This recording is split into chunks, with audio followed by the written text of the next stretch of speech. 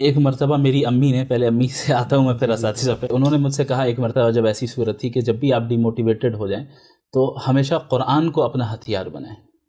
یعنی آپ کی زندگی میں کوئی بھی مشکل آئے، قرآن کو ہمیشہ اپنا ہتھیار بنانا. یہ وہ جملے ہیں جو ہمیشہ میرے دل و دماغ میں جو ہے گونجتے رہتے ہیں. تو در حقیقت قرآن کریم اللہ کے نبی صلی اللہ علیہ وسلم کی زندگی اور اللہ کے نبی صلی اللہ علیہ وسلم کی جو احادیث ہیں، اس سے زیادہ بڑھ کر کوئی اور چیز، کوئی سورس ہو ہی نہیں سکتی جو آپ کو موٹیویشن دے. بالکل. اور پھر اس کے علاوہ ہمارے اساتذہ کرام اور ہمارے جو علماء کرام ہیں، میں آپ کو پرسنل اپنی کیفیت بتاتا ہوں، ہر انسان کے ساتھ اس میں تجربہ الگ ہو سکتا ہے. مجھے جب موٹیویشن کی ضرورت ہوتی تو بعض ہمارے علماء ندوۃ العلماء میں ایسے تھے کہ میں صرف انہیں دیکھنے جاتا تھا. اچھا. یعنی انہیں دیکھ کر ایک قوت ملتی تھی، انہیں دیکھ کر ایک موٹیویشن ملتی تھی. میں باقاعدہ جب بھی ڈاؤن فیل کرتا تھا ندوۃ العلماء میں، اور مجھے معلوم چلتا تھا کہ بھئی فلاں شیخ تشریف لا چکے ہیں اپنے آفس میں جاتا تھا اور بس پردہ ہٹاتا یا دروازہ ہلکا سا کھولتا تاکہ وہ ڈسٹرب بھی نہ ہو. میں انہیں دیکھتا تھا، اور صرف دیکھنے سے، چونکہ ہمارے علماء کی زندگی جو ہے وہ مطلب غیر معمولی ہوتی ہے اس انداز میں کہ ہم جو دین کا تصور ہمارے پاس ہے اور جو پریکٹیکلی ہمارے علماء حق جس طرح دین کے مطابق زندگی گزار رہے ہیں، آسمان زمین کا فرق ہے. ایسی روحانی قوت اللہ انہیں عطا کرتا ہے دین پر چلنے کے نتیجے میں، قال اللہ اور قال الرسول کی صدائیں بلند کرنے کے نتیجے میں، کہ اسے میں تو کم از کم اپنے الفاظ کے ذریعے ایکسپریس نہیں کر سکتا. تو صرف ان علماء کے ساتھ رہنا اور ان کے پاس 2 منٹ کے لیے بیٹھ جانا ان کی مجلس میں اور ان کی چند باتوں کو سن لینا، اس سے ہی مجھے اتنی قوت مل جاتی تھی کہ پھر مجھے کسی بڑی یعنی موٹیویشن کے لیے کوئی مجھے موٹیویشنل اسپیکر کو سننے کی ضرورت نہیں پڑتی تھی. اور یہ ہمارے علماء کرام کی خصوصیت ہے، اللہ رب العالمین کا فضل ہے. تو اور اس کے علاوہ بھی زندگی میں کوئی بھی ایسا مرحلہ آیا جہاں پر کسی میں پریشانی سے گزر رہا ہوں، اسٹریس سے گزر رہا ہوں، تو میں جن اپنے مشائخ کے قریب رہا اور ابھی بھی ہوں، تو میں ان سے تذکرہ کرتا ہوں، ان کو بتاتا ہوں کہ شیخ میں ابھی ایسا سوچ رہا ہوں، میرے ساتھ ابھی ایسا ہو رہا ہے، ویسا ہو رہا ہے.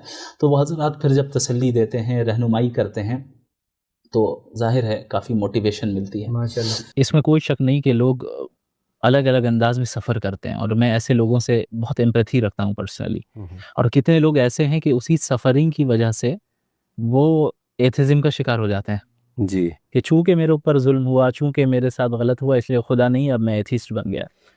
تو جہاں تک سفرنگ کا تعلق ہے تو میں ایمپیتھی رکھتا ہوں، اور میں سمجھتا ہوں کہ ایموشنل سپورٹ ایسے لوگوں کے ساتھ ہونی چاہیے، چونکہ they are the one suffering, right. وہ جانتے ہیں کہ وہ کیسا فیل کر رہے ہیں. لیکن اس کا یہ مطلب بھی نہیں ہے کہ جب سفرنگ ہو رہی ہے تو پھر خدا ہی ایگزسٹ نہیں کرتا. یہ ایک لاجیکل فیلسی ہے، اسے بھی ایکسیپٹ نہیں کیا جائے گا. سفرنگ اگر ہمارے اوپر آ رہی ہے تو اللہ کے نبی صلی اللہ علیہ وسلم نے اس کے پیچھے کے بھی کا جو تصور ہے وہ بیان کر دیا. اذا احب اللہ عبدا ابتلاہ، کہ جب اللہ کسی بندے سے محبت کرتا ہے نا تو اسے آزماتا ہے. تو ہماری سفرنگ بھی پرپز لیس نہیں ہے. بھئی میری زندگی میں اگر کسی کے اوپر کوئی سفر کر رہا ہے، تکلیف آ رہی ہے، آپ یہ دیکھیں کہ بھئی اللہ کی خصوصی توجہ میرے اوپر ہے. اب آپ بتائیں اللہ کا سب سے محبوب بندہ کون ہے؟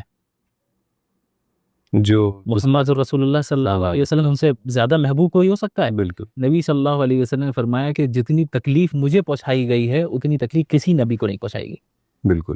اب آپ نبی کی تکلیفوں کو سامنے رکھیں، بھئی طائف میں کیا ہوا، مکے میں کیا ہوا، کیسے جسمانی تشدد ان کے ساتھ ہوا، ذہنی طور پہ انہیں تکلیف پہنچائی گئی، مالی اعتبار سے تکلیف پہنچائی گئی، ان کے گھر والوں کو شہید کیا گیا، ان کے اصحاب کو شہید کیا گیا، اور خود نبی کو شہید کرنے کی کوشش کی گئی. اور اس حال میں اس دنیا سے رخصت ہو رہے ہیں کہ چٹائی پر سو رہے ہیں، جسم پر داغ نشان پڑ جا رہے ہیں. حضرت عمر دیکھ کر رونے لگتے ہیں کہ یا رسول اللہ، میں نے قیصر و کسریٰ کو دیکھا کہ وہ اتنے شاہی انداز میں رہتے ہیں، اور آپ تو نبی ہیں، ان کی کیا حیثیت آپ کے سامنے، آپ ایسی زندگی گزار رہے ہیں. نبی کیا فرما رہے ہیں کہ مالی ولد دنیا، اس دنیا سے میرا تعلق ہی کیا ہے سوائے اس چیز کے کہ بھائی اس مسافر کی طرح ہوں جو تھوڑی دیر کے لیے ایک درخت کے نیچے سائے میں آرام کرے پھر آگے نکل جائے. ایسی ذات اور ایسی شخصیت پر ایسی تکلیفیں آ رہی ہیں جو ہماری اور آپ کی تکلیف سے 100 گنا زیادہ ہے. جتنی تکلیف آئی ہو آپ کی زندگی میں، ذرا نبی کے زندگی کو پڑھ کے دیکھ لیں کہ کس کی تکلیف زیادہ ہے. میں سب سے کہوں گا جو ہمارے نان مسلم بھائی ہیں اور کسی بھی طریقے سے تکلیف میں مبتلا ہیں، آپ ایک بک لیں، شارٹ بایوگرافی آف پروفٹ محمد. صلی اللہ علیہ وسلم، مولانا ابو الحسن علی ندوی رحمہ اللہ کی ہے، اور اس کے علاوہ اور بھی بایوگرافی آف پروفٹ محمد کو جس نے صحیح معنی میں ایسے شخص نے لکھا ہے جس نے نیوٹرل چشمہ پہنا ہوا تھا، تو آپ ان کی کتاب پڑھ سکتے ہیں، اور آپ ان کی لائف میں جو پرابلمز آئی ہیں اپنے لائف کے پرابلمز کے ساتھ ذرا کمپیئر کر لیں. وہ شخص وہ ہے جو سب سے زیادہ محبوب اور بلیوڈ ہے اللہ کے نزدیک، اس پہ تکلیف آ رہی ہے. کیوں آ رہی ہے؟